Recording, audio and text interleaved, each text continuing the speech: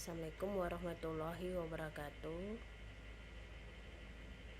Pada kesempatan pertemuan perkuliahan ini kita akan membahas mengenai ekonomi manajerial, dasar dari ekonomi manajerial itu sendiri.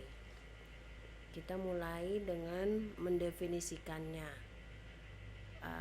Ekonomi manajerial itu sebagai aplikasi dari teori ekonomi, terutama teori ekonomi mikro, serta berbagai alat dalam analisis dalam ilmu pengambilan keputusan bisnis dan administratif, yaitu tentang bagaimana perusahaan dapat mencapai tujuan atau sasarannya dengan cara yang paling efisien. Masalah keputusan manajemen ini muncul karena di dalam upaya mencapai sasaran yang telah ditetapkan, organisasi menghadapi kendala. Sebagai terapan ilmu, ekonomi manajerial mempunyai kaitan yang erat dengan beberapa ilmu yang lain. Kaitan tersebut dapat digambarkan sebagai berikut.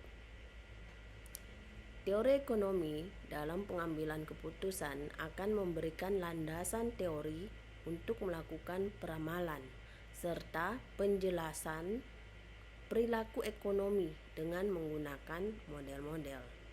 Teori ekonomi mikro terutama berkaitan dengan teori perusahaan, ilmu pengambilan keputusan yang menyediakan berbagai macam alat seperti ekonometrika, matematika, statistik yang sangat berguna untuk penyusunan model serta estimasi keputusan, tentu saja dalam upaya pencapaian tujuan dengan cara yang paling efisien. Manajer adalah seseorang yang mengarahkan sumber daya untuk mencapai tujuan.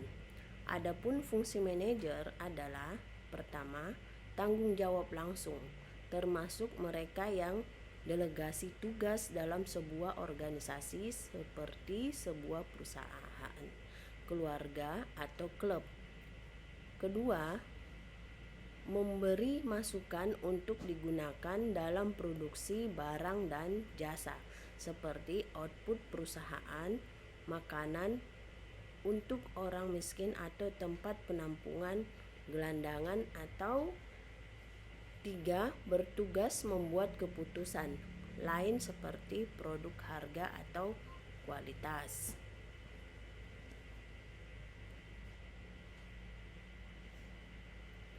Ilmu ekonomi adalah ilmu tentang pengambilan keputusan dalam menghadapi kelangkaan sumber daya.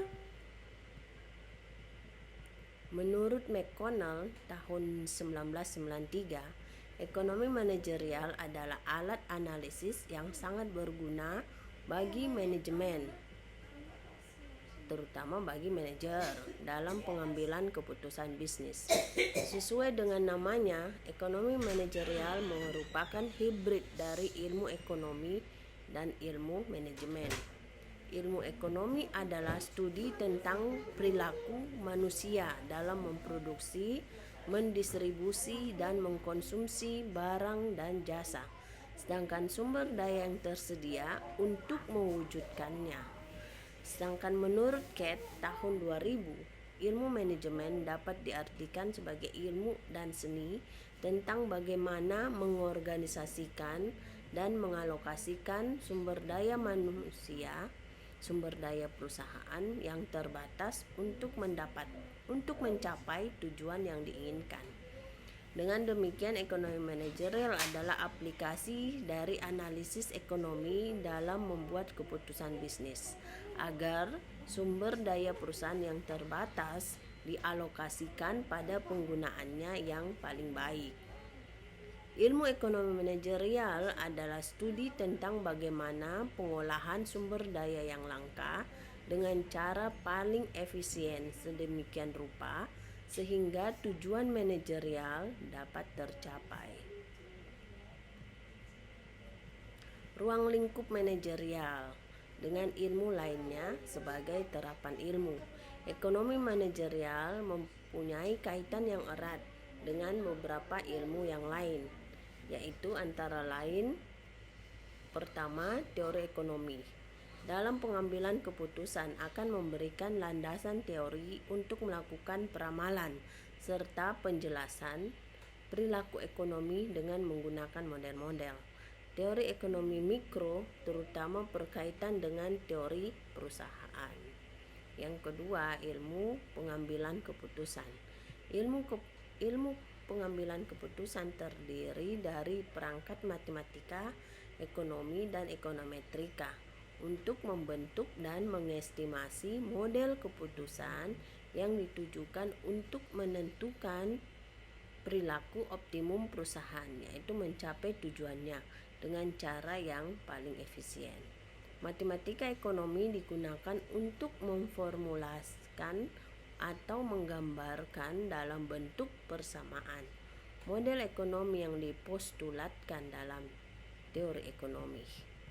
Dan ekonometrika kemudian menerapkan peralatan statistik, terutama analisis regresi pada data dunia nyata untuk mengestimasi model yang dipostulatkan oleh teori ekonomi dan digunakan untuk peramalan atau forecasting. Sebagai contoh, teori ekonomi mempostulatkan bahwa kuantitas yang diminta atau disimbolkan Q untuk suatu komoditas dan fungsi yang tergantung pada komoditas tersebut atau disimbolkan dengan P, pendapatan konsumen, Y, dan harga komoditas lain yang berhubungan serta komoditas komplementer, misalnya P, dan substitusi PS. Bila diasumsikan bahwa selera tidak berubah, maka kita dapat mempostulatkan model format matematika sebagai berikut. Q sama dengan fungsi dari dalam kurung P, Y, PC, dan PS. Dengan formula di atas, kita dapat mengestimasi hubungan empirisnya, ekonometri, yang memungkinkan perusahaan untuk menentukan seberapa besar perubahan Q dengan adanya perubahan dalam P, Y, PC, dan PS untuk meramalkan permintaan di masa yang akan datang untuk komoditas tersebut, agar manajemen dapat mencapai maksud dan tujuan perusahaan, yaitu maksimisasi laba dengan cara yang paling efisien. 3. Berbagai cara fungsional dari ilmu administratif dan bisnis. Area fungsional administrasi bisnis meliputi akuntansi, keuangan, pemasaran, manajemen sumber daya manusia, dan produksi. Jadi, ekonomi manajerial merupakan pelajaran yang ruang lingkupnya luas, yang menggabungkan teori ekonomi, ilmu pengambilan keputusan, dan area fungsional ilmu administrasi bisnis, dan membahas bagaimana ketiga hal tersebut berinteraksi satu sama lain pada perusahaan, berusaha mencapai tujuannya dengan cara yang paling efisien. Teori perusahaan, sasaran dan nilai perusahaan. Pada dasarnya, sasaran yang ingin dicapai oleh suatu perusahaan adalah memaksimumkan laba sekarang atau dalam jangka pendek. Namun demikian, ada kalanya perusahaan rela mengorbankan atau melepaskan laba jangka pendeknya untuk meningkatkan laba dalam jangka panjang. Jika laba perusahaan sama dengan nilai perusahaan, maka secara singkat dapat dikatakan bahwa tujuan perusahaan adalah memaksimumkan nilai perusahaan. Nilai perusahaan adalah nilai sekarang atau aliran kas suatu perusahaan yang diharapkan akan diterima pada masa yang akan datang. Nilai sekarang dari seluruh laba yang diharapkan pada masa yang akan datang atau present value of all expected future laba, atau nilai sekarang dari seluruh laba yang diharapkan akan diterima pada masa yang akan datang. Jadi anggap expected laba pada tahun tertentu. Itu. Jadi TR sama dengan P kali Q. Kendala perusahaan dan keterbatasan teori. Dalam usahanya tersebut, perusahaan menghadapi kendala. Kendala tersebut muncul karena terbatasnya ketersediaan input yang esensial, seperti perusahaan tidak dapat memperoleh seluruh bahan mentah, khusus sebanyak yang dibutuhkan. Adanya kendala mempersempit gerak perusahaan dalam upayanya mencapai tujuan perusahaan, yaitu memaksimumkan laba atau nilai perusahaan. Laba, fungsi laba.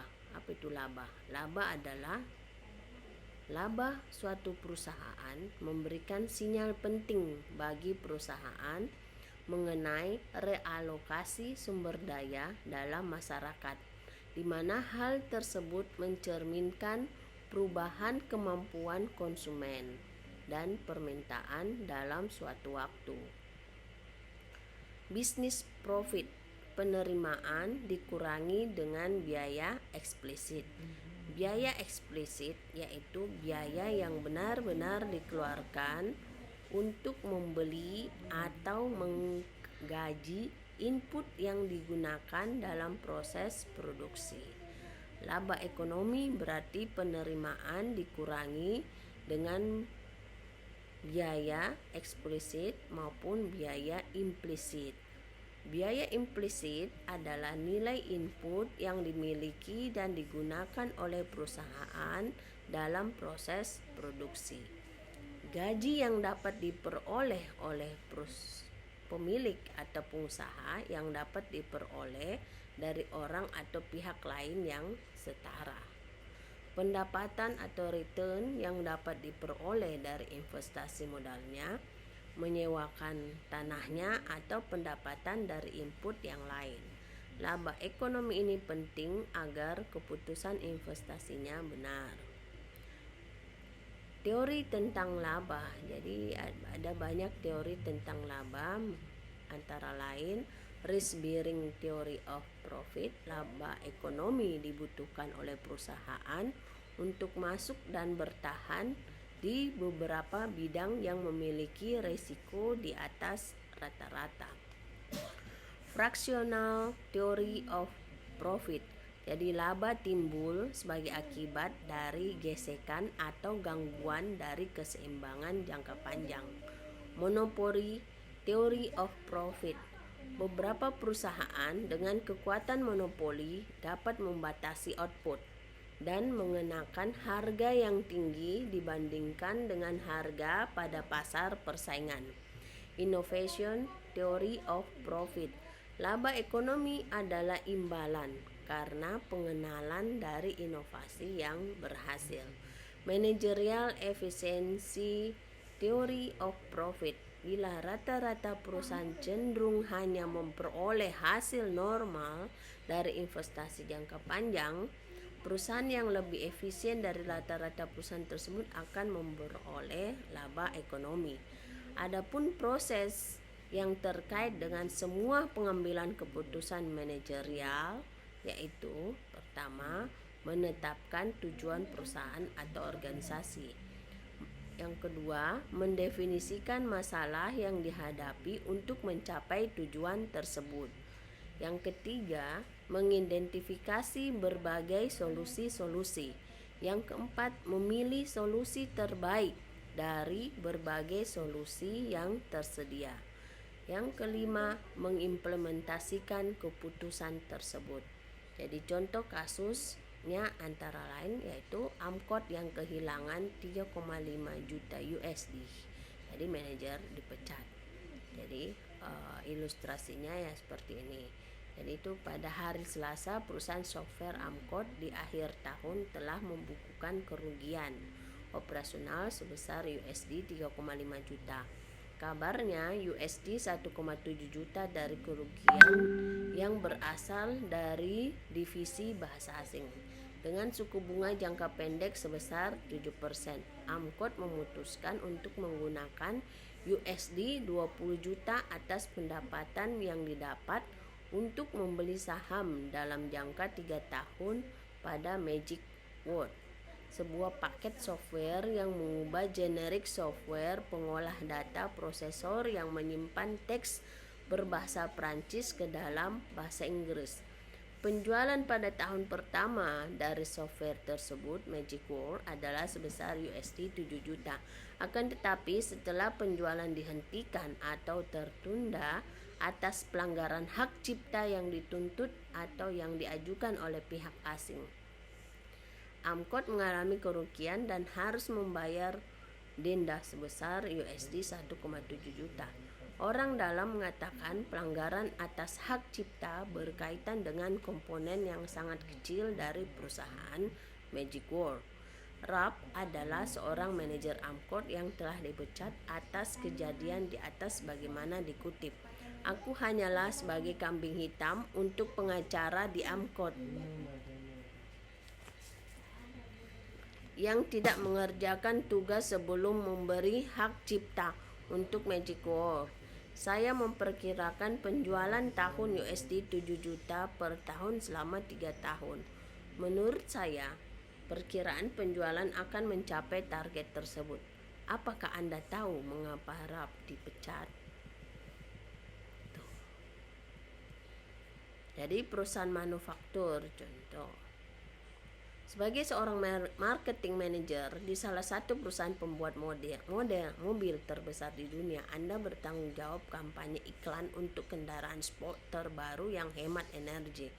Tim dukungan Anda telah menyiapkan jadwal sebagai berikut, yaitu meliputi profitabilitas, perkiraan jumlah kendaraan dijual, dan rata-rata perkiraan harga jual untuk alternatif tingkat iklan. Proyek Departemen Akuntansi yang menggunakan alternatif terbaik untuk dana yang digunakan dalam kampanye iklan adalah investasi kembali 10%. Sehubungan dengan biaya iklan dalam kurung yang account untuk keuntungan diproyeksikan lebih rendah dalam 1 dan 2 tahun, tinggi dan moderat iklan intensitas. Pemimpin tim merekomendasikan intensitas rendah iklan untuk memaksimalkan nilai perusahaan. Apakah Anda setuju? Dalam keputusan, perusahaan memiliki perilaku sesuai dengan prinsip etika dan pasar adalah suatu bentuk kompetisi. Perdagangan bergantung pada honoring kontrak dan kerjasama satu sama lain. Oleh karena itu, setiap pimpinan perusahaan harus bertindak sesuai dengan pedoman etika dalam berbisnis. Bisnis adalah self-interest. Self-interest mempunyai konsekuensi dalam meningkatkan pendapatan perusahaan. Setiap bisnis bukan suatu bentuk ketamakan. Jadi etika, bisnis, dan hukum. Etika, bisnis, dan hukum saling berhubungan, tetapi ada bagian-bagian yang saling tumpang tindih, misalnya masalah aturan dan peraturan yang harus dipatuhi oleh perusahaan, di mana hukum dibuat oleh pemerintah, badan-badan regulator, asosiasi profesional, dan lain-lain. Ada juga tumpang tindih antara hukum dengan etika terkait dengan larangan membunuh, dan juga terdapat area lain yang saling bersinggungan antara aktivitas bisnis dengan norma-norma etika. Intinya adalah etika seharusnya menjadi panduan tingkah laku di atas hukum. Hukum biasanya adalah standar minimum tentang tingkah laku yang bisa diterima. Akan tetapi, terkadang seringkali terjadi konflik hukum di berbagai negara yang berlarut-larut atau mungkin tidak berlaku suatu tempat. Sehingga dalam kasus seperti itu, etika ditempatkan di atas hukum standar minimal. Jadi ada teori-teori utama tentang etika yang dapat membantu memecahkan masalah dilema etika. Misalnya teleologi, utilitarisme, dan konsekuensialisme, analisis dampak. mengevaluasi keputusan sebagai hal baik atau buruk, diterima atau tidak bisa diterima terkait dengan konsekuensi suatu keputusan. Teori kedua adalah etika deontologi, motivasi yang mendasari tingkah laku. Mengevaluasi keetisan perilaku berdasarkan motivasi pembuat keputusan dan berdasarkan tindakan deontologi yang dapat dianggap benar secara etis meskipun keputusan tersebut berdampak buruk terhadap si pembuat keputusan maupun masyarakat pada umumnya. Teori yang ketiga adalah keadilan dan kelayakan atau penilaian keseimbangan. Kebutuhan akan keadilan timbul karena dua hal, yaitu ketika perusahaan software pengambilan keputusan terhadap berhak untuk dipecat dari analisis yuridis keputusan perusahaan sudah mengambil keputusan tepat karena untuk mempertahankan kestabilan software dalam berbisnis, menunjukkan ke perusahaan asing yang menjual aplikasi tersebut. Karena RAP tidak konsisten dalam pengambilan keputusan walaupun perusahaan untung, tetapi nama dari perusahaan software bisa menjatuhkan bisnis yang telah berlangsung. Pendapat hukum dan teknologi. E-government sifatnya interdisipliner karena melibatkan isu-isu yang berkaitan dengan domain hukum tradisional maupun modern, sosial, politik, ekonomi, dan dilema budaya. Sebuah hukum adat membuat pendekatan untuk mengembangkan e-government hukum kerangka kerja yang sedang dihadapkan pada tantangan dan pendekatan campuran dengan pendekatan pada dialog dan kooperasi hubungan tingkat pemerintahan, misalnya pemerintah pusat dan daerah. Pengalaman OECD menunjukkan bahwa tidak ada pendekatan yang tepat. Negara-negara telah mengadopsi pendekatan yang berbeda-beda.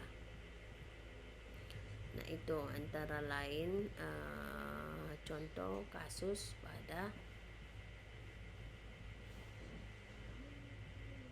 Amcod.